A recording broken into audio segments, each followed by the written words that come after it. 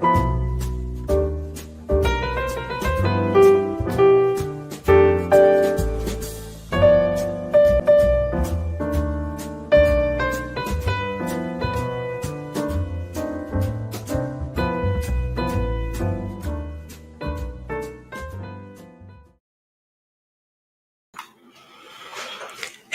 traders, welcome to Charts and Coffee. Happy Friday, everybody.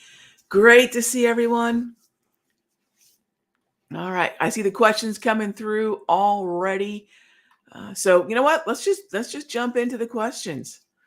We know that we're dealing. If you checked out the free video back at the Simpler Trading website last night for Thursday, you know that we really dove into the emphasis on staying short, not everything, but specifically the NASDAQ and the Russell, focusing on the fact that if we follow structure, if we trade what we see, we'll usually be on the right side of sentiment and momentum, and focusing on those trends. So with that in mind, of course, this show is always about your questions.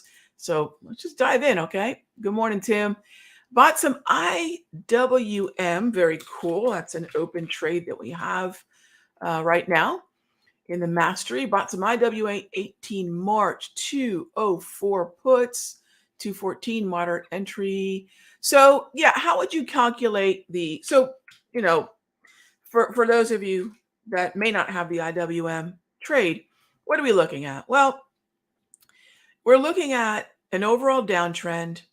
We saw some rallies into the wave, and we saw some rallies into Darvis resistance, and basically bought puts into the correction of the downtrend. That's just one way to take advantage of shorting the rip. So then we have, where are the downside targets? So yeah, let's zoom in a bit here, Tim. And what I'm looking at, and again, these are the automated tops tools. This is Darvis 2.0. And you can get that right over at Countdown Trader. In fact, I would highly recommend getting those indicators, because this will be part of this target conversation. And then when we have our conversation on March 9, I'll tie even more together with how we can use Darvis for entries. So what about for exits? Well, take a look right there. We've got some support right there at the Darvis. And that's one level that I'll be keeping an eye on. That 199.20 area, that could be a really good level to watch, maybe as an optional target. I say optional because there's a couple of things that we do. You know this, Tim, because you're in the mastery, but let me talk a little bit about some management with everybody, regardless of where you are in terms of your trading ideas and management.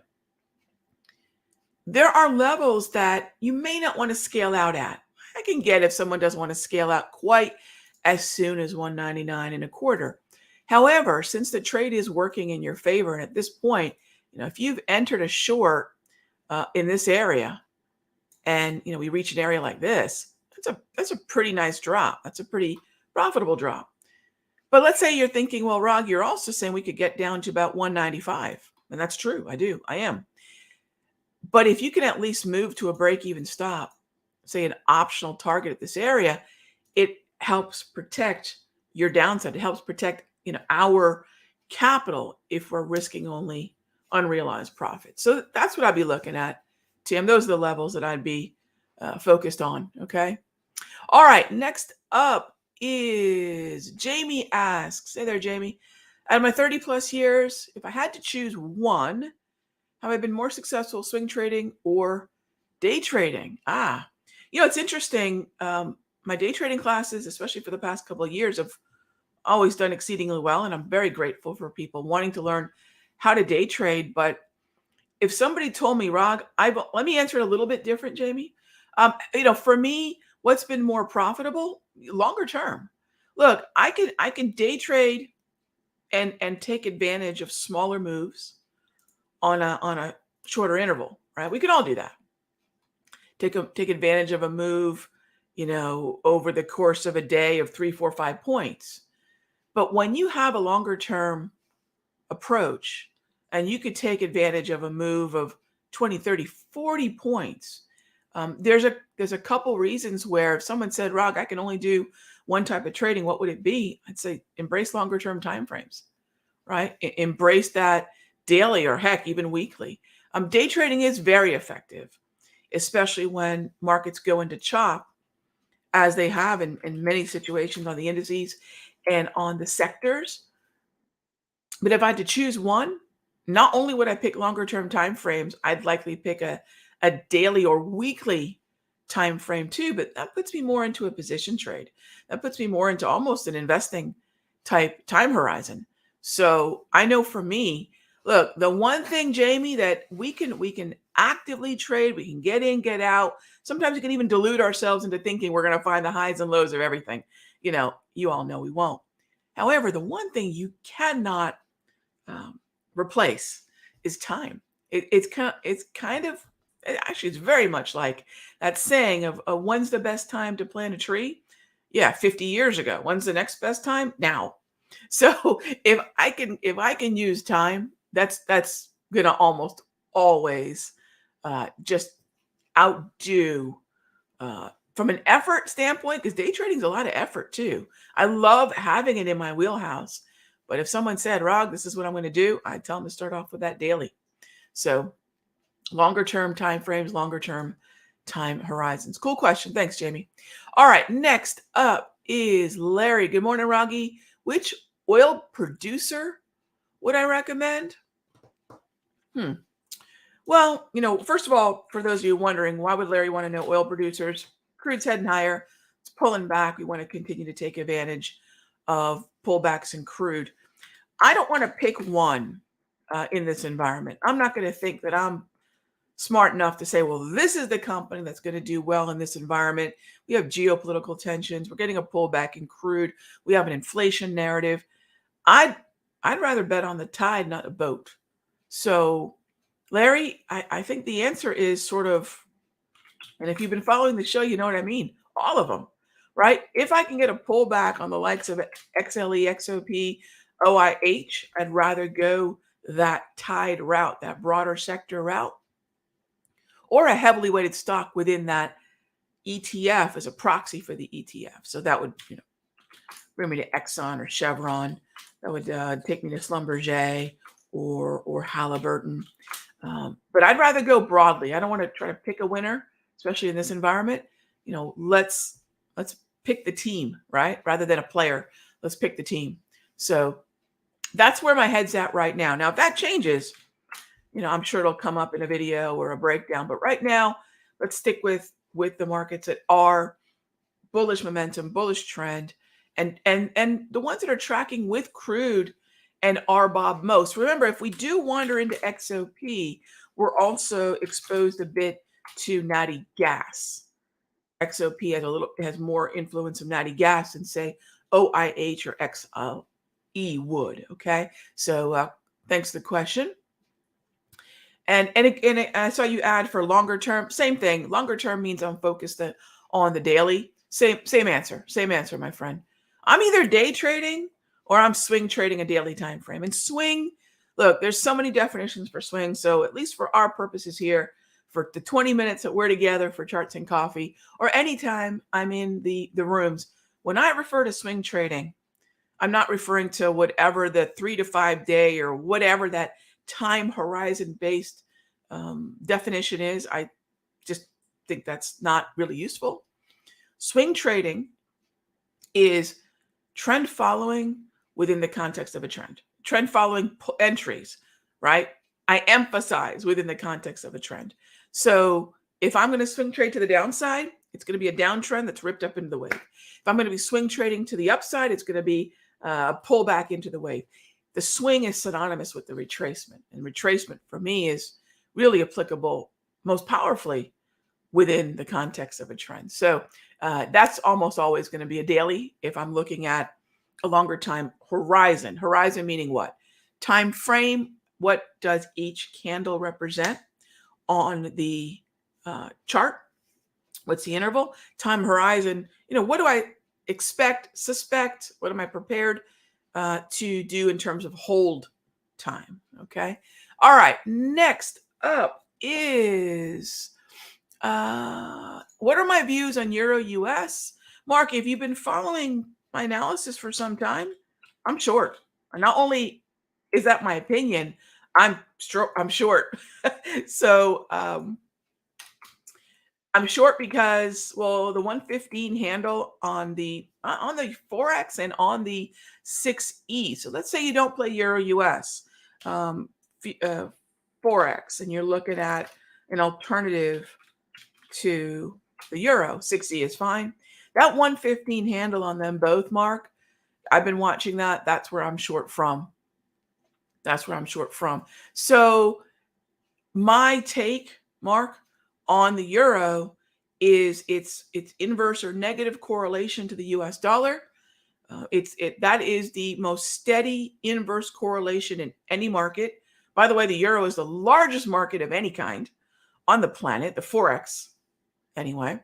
And so if we're seeing higher interest rates in the US, yeah, I'm going to expect the US dollar to strengthen. So I want to find the weakest currency possible. And by the way, in the macro market deep dive video that I did last night, I talked about, hey, where is the strength and weakness? Another way to play that dollar strength right now, especially with the weakness in equities, Mark, I'd also keep an eye on maybe 6A. I'd also maybe keep an eye on Aussie US. I know it doesn't look structurally like a downtrend, but I think we could fade the Aussie and the New Zealand dollar as we have short faded the Euro US. And again, the common denominator of all that is the US dollar buy. It's a US dollar buy. So am I looking over the coming month? I'm looking for as long as the market continues to discount the rate hikes that are coming, right? So as long as that's part of the conversation, that should keep the US dollar strong against, preferably that contrast that we always need to keep in mind when we're currency trading against weaker currencies. So thanks for the question. All right, next up, any thoughts on the S&P?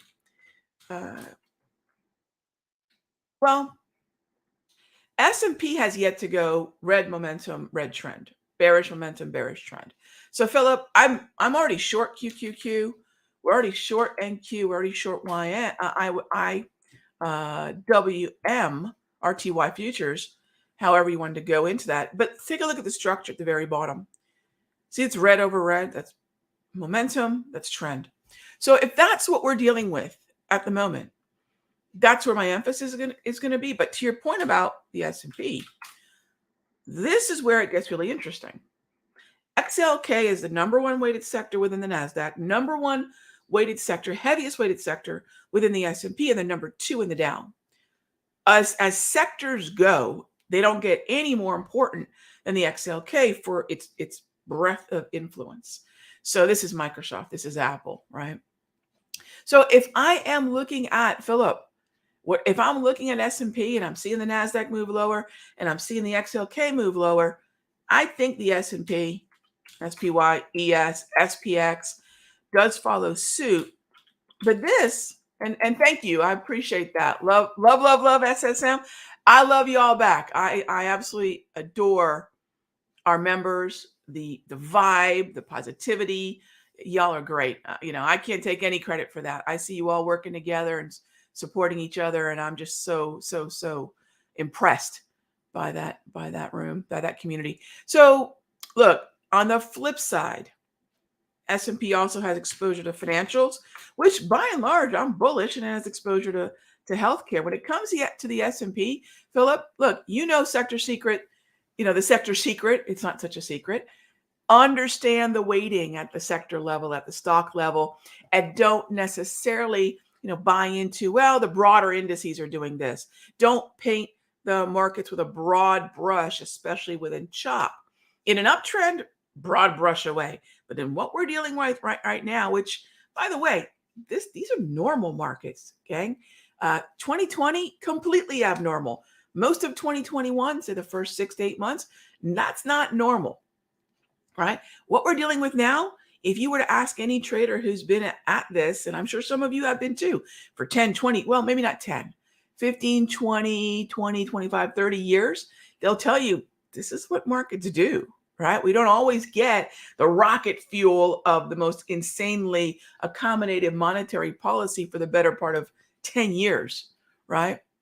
So this is kind of normal, but this is okay. That's all right. Because once you understand, and I know you do, once you understand how to prioritize the high concentration weighting of the sectors within the indices, and then the stocks within the sectors, and even the stocks within the indices, your ability to watch list build, and no exaggeration, this is not hyperbole, becomes elite. You're just going to be a better watch list builder, right, than the average trader who's just trading whatever everyone else is talking about, and then wondering, why their results are hit or miss. So, to your point, I would probably say, if we're going to short something, am I going to short the SPY? No, I don't want to buy it. I don't want to buy it. But I think shorting XLK, shorting XLV might be a better bet. And then if rates are going higher, this is still a choppy market, this XLF. And I'll tell you what, we'll probably end up possibly long XLF, or at very least, if we're not going to go long the tide, we might get long some of the individual boats. All right. And hey, just a heads up, I love 3-day weekends. I love them. So we're about 2 weeks out from that March 9 webinar.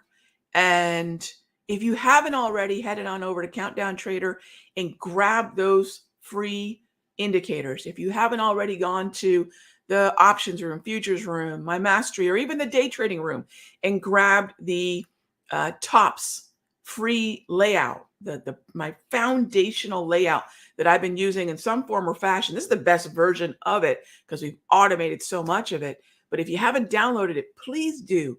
Get visually comfortable with it. And heck, if you use Squeeze, if you use Ready, Aim, Fire, if you use the 10X labels, what other premium indicators you might already have from Simpler, view them through the prism of the JT trend flags. View them through the prism of the wave and the grab, and you're going to see the accuracy starts to go up. And then we're going to tie that all together on the 9th, and you'll see how to supercharge everything.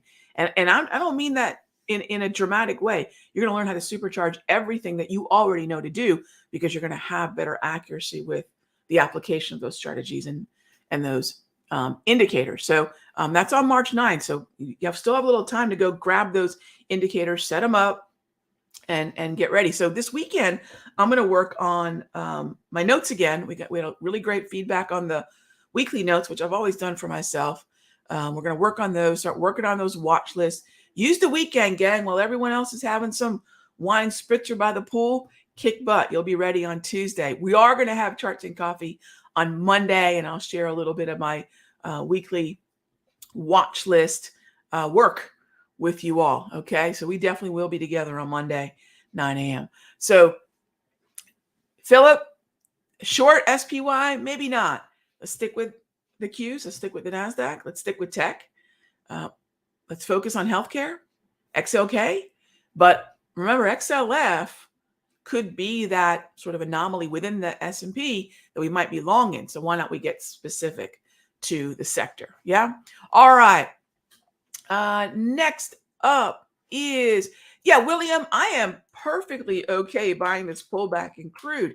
I've been talking for a few days about this, and it doesn't mean that if everyone watched the video here, I was looking at crude here, but that's aggro, right? And we know that this thing could keep moving lower. Hey, now we're in the wave. This is really the reversion. We talk about reversions to the mean. There's no generally there's no mean. There's no mean that's the only mean, right? For me, the 34 EMA wave is that mean, is that correction, right?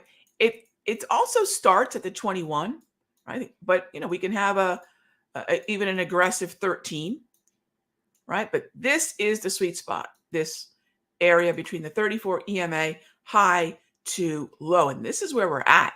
Now we're in the conservative zone.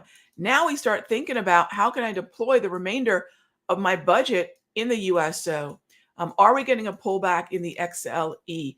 Is OIH pulling back? Do we have a move in XOP? This is all related to what's going on crude futures. So this is my reversion to the mean.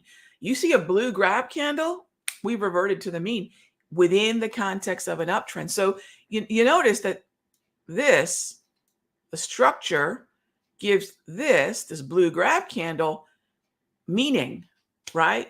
The colors in and of themselves, while helpful, green is bullish, blue is neutral, red is bearish, the colors in and of themselves aren't the whole story. Are we getting a blue grab candle within the context of a trend? That we are. We are finally in the conservative reversion to the mean zone. And I mean, look how easy that is to recognize. Blue grab candle, the lines are already there. We have a nice volume ledge sitting there as well. There's a lot to like about this pullback. There really is. And remember, it's going to feel strange buying pullbacks. Everyone talks about buying the dip until the dip comes. Most people are far more comfortable buying into strength. But if you know where the floor is, or at least where it's more likely to be, because of course it's all probability, it's not certainty, right? The overall approach is, hey, how do we take advantage of this pullback? Or should we even, right? Structure is the answer. Next question. Hey there, Peter. Can we get the HPMR and Darvis 3.0 from the futures room? The Darvis 3.0, Peter, is a premium tool that typically comes with classes or my bundle. So no, the 3.0 is a premium, which is that just means paid for. 2.0 is free. Darvis 3.0 is also known as the Darvis signals indicator. HPMR.